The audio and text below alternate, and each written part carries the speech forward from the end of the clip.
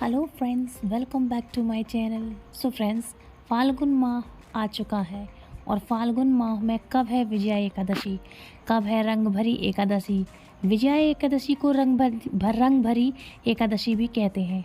तो चलिए नोट कर लीजिए इसका शुभ मुहूर्त और सही जानकारी। सो फ्रेंड्स, एकादशी तिथि पर जगत के पालनहार भगवान विष्णु की विधि पूर्वक पूजा अर्चना और व्रत किया जाता है। मान्यता है कि इस दिन उपवास करने से जीवन में शांति और आध्यात्मिक ऊर्जा आती है और भगवान श्री हरि का आशीर्वाद प्राप्त होता है। फाल्गुन मास की शुरुआत 25 फरवरी से होगी। इस माह में विजया एकादशी यानी रंग भरी एकादशी का व्रत है। फाल्गुन मास में विजया एकादशी को ही रंग भरी एकादशी कहा जाता है। विजया का मतलब विजय होना। सनातन धर्म में एकादशी तिथि का अधिक महत्व होता है। प्रत्येक महीने में 2 बार एकादशी आती है। पहली आती है कृष्ण पक्ष की एकादशी और दूसरी शुक्ल पक्ष की एकादशी। इस खास अवसर पर जगत के पालनहार भगवान विष्णु और माता लक्ष्मी की पूजा अर्चना और व्रत करने का विधान आता है। मान्यता यह है कि इस दिन उपवास जो भी रखता है उसे जीवन में शांति और आध्यात्मिक ऊर्जा प्राप्त होती है और भगवान श्री हरि विष्णु का आशीर्वाद प्राप्त होता है। फाल्गुन माह की शुरुआत 25 फरवरी से होगी। इस माह में विजया एकादशी रंग भरी एकादशी कहलाती है। तो जान लेते हैं इसकी पूजा विधि और मुहूर्त के बारे में। सो फ्रेंड्स, एकादशी के नाम से जाने वाले पंचांग के अनुसार विजया एकादशी तिथि की शुरुआत 6 मार्च को सुबह 6:30 से होगी, मतलब सुबह 6:30 बजे से। इसके अगले दिन यानी 7 मार्च को सुबह 4:13 पर तिथि का समापन होगा।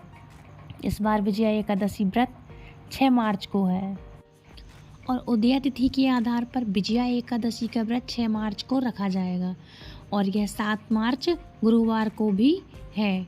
लेकिन वैष्णव संप्रदाय मतलब जो ग्रस्त लोग हैं जो विजया एकादशी का व्रत 6 मार्च को रखना है तो रख सकते हैं, और जो वैष्णव संप्रदाय और साधु सन्यासी हैं वो विजया एकादशी का व्रत 7 मार्च को रखेंगे। जो लोग 6 मार्च को विजया एकादशी का व्रत रखेंगे वे सूर्योदय के साथ ही भगवान विष्णु की पूजा कर सकते हैं, क्योंकि उस समय से लाभ उन्नति मुहूर्त ऐसा रहेगा कि सुबह मतलब कैसा रहेगा उसका मुहूर्त तो मैं बता दूं। मतलब सुबह में आप 6:41 मतलब 41 मिनट से लेकर सुबह 9:37 के बीच में कभी भी पूजा पाठ कर सकते हैं। वहीं जो लोग 7 मार्च को विजया एकादशी का व्रत रखेंगे वे सुबह में शुभ मुहूर्त 6:40 से 8:08 AM के बीच पूजा कर सकते हैं। ग्रस्त लोगों को विजया एकादशी का पारण समय 7 मार्च को दोपहर के बाद करना है। आप दोपहर में 1:43 से शाम के 4 बजे के बीच कभी भी व्रत का पारण कर सकते हैं। उस दिन हरिवासर का समापन होता है। मतलब हरिवासर का समय मतलब हरि और व्रत के बीच का जो समय होता है खोलने के पहले, उसको हरिवासर का समय कहते हैं। इस टाइम हमें व्रत नहीं खोलना चाहिए। सो फ्रेंड्स, समापन सुबह 9:30 बजे होगा। जो लोग 7 मार्च को विजया एकादशी का व्रत रखेंगे वे 8 मार्च को सुबह 6:38 से लेकर 9 बजे तक 9 AM के बीच में कभी भी विजया एकादशी का पारण कर सकते हैं। तो ये था पारण समय। फ्रेंड्स, 6 मार्च को विजया एकादशी के दिन व्यतिपात योग सुबह से 11:33 AM तक है, मतलब 11:30 बजे तक है। 3 मिनट एक्स्ट्रा समझ लीजिए, 11:33 AM तक है। इसके बाद से वरियान योग रहेगा। उस दिन नक्षत्र पूर्वाषाढ़ सुबह से दोपहर 2:52 PM तक है। उसके बाद से उत्तराषाढ़ नक्षत्र। उस दिन का मुहूर्त ब्रह्म मुहूर्त 5:02 से 5:51 तक है। विजया एकादशी का व्रत रखने से व्यक्ति को हर कार्य में सफलता प्राप्त होती है। भगवान विष्णु के आशीर्वाद से इससे पाप मिटते हैं और मोक्ष की प्राप्ति होती है। इसलिए इस व्रत को विजया एकादशी कहते हैं, क्योंकि इस दिन व्रत करने वालों को विजय की प्राप्ति होती है। कहा जाता है कि भगवान राम ने भी राम सेतु का जब निर्माण किया था, जब मैया सीता को लेने गए थे, तो उन्होंने भी जाने के पहले और सेतु के निर्माण के पहले विजया एकादशी का व्रत किया था। इसके बाद उनको विजय मिली थी, जो कि रावण को मारने में उनको विजय हासिल हुई थी, और माता सीता को अपने घर वापस लाने में उनको विजय हासिल हुई थी। इसलिए इस तिथि का नाम क्या है? विजया एकादशी। इसलिए इसको विजया एकादशी के नाम से जाना जाता है। विजया एकादशी का व्रत बाकी एकादशियों की तरह बहुत ही चमत्कारी और कल्याणकारी है। इस दिन व्रत करने वाले व्यक्ति को विजय प्राप्त होती है। अब चलते हैं विजया एकादशी की कथा की ओर। सो कथा सुन लीजिए आप। सो फ्रेंड्स, बहुत समय पहले की बात है, द्वापर युग में धर्मराज युधिष्ठिर को फाल्गुन एकादशी के महत्व के बारे में जानने की जिज्ञासा हुई। उन्होंने अपनी शंका भगवान श्री कृष्ण के सामने प्रकट की।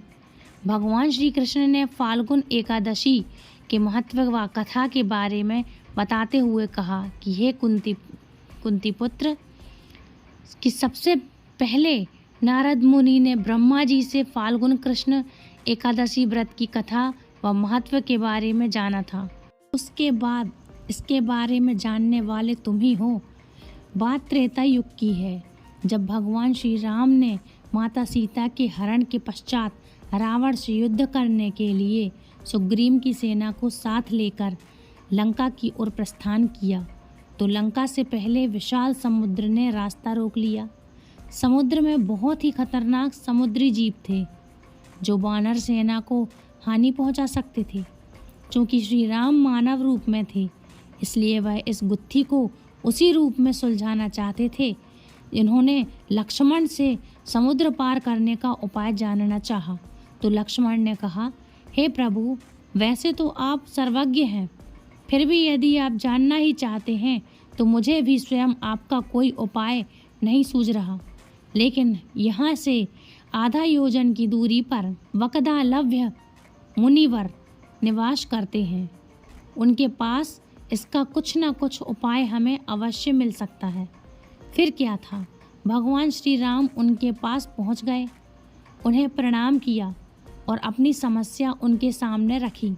तब मुनि ने उन्हें बताया कि फाल्गुन मास के कृष्ण पक्ष की एकादशी को यदि आप समस्त सेना सहित उपवास करते हैं तो आप समुद्र पार करने में तो क्या कामयाब होंगे, साथ ही इस उपाय के प्रताप से आप लंका पर भी विजय प्राप्त करेंगे। समय आने पर मुनि वकदालव्य द्वारा बताई गई विधि अनुसार भगवान श्री राम सहित पूरी सेना ने एकादशी का उपवास रखा और राम सेतु बनाकर समुद्र को पार कर रावण को परास्त किया और माता सीता को अपने साथ लेकर आए। ये मुनि वही थे जिन्होंने इतने सारे ब्रह्माओं को उस युग में देखा है। मतलब वो काफ़ी समय से कई ब्रह्माओं को कई युग परिवर्तन में रहे हैं और उन्होंने देखा है। ये वही मुनि थे जो भगवान श्री राम के लिए बोला था उन्होंने कि आप ये व्रत करें जिससे आपको विजय मिलेगी। इसलिए कहते हैं कि विजया एकादशी के दिन व्रत करने वाले को विजय प्राप्त होती है। सो फ्रेंड्स, ये है आज की कथा। शुभ मुहूर्त, पारण समय, संपूर्ण विधि के साथ मैंने आपको पूरी जानकारी दे दी है। और आप ये ज़रूर करें कि यदि आप व्रत रखते हैं तो काफ़ी लोग क्या करते हैं, संकल्प नहीं लेते हैं, तो आप संकल्प ज़रूर से लें और पारण ज़रूर से आप ध्यान से करें, समय पर करें। और इसके बाद आप कथा अवश्य सुनें। काफ़ी लोग क्या करते हैं कि व्रत तो कर लेते हैं लेकिन संकल्प या कथा कुछ भी करना भूल जाते हैं। इन सब के फल तो मिलते हैं लेकिन थोड़ी विधि विधान के साथ मिलते हैं।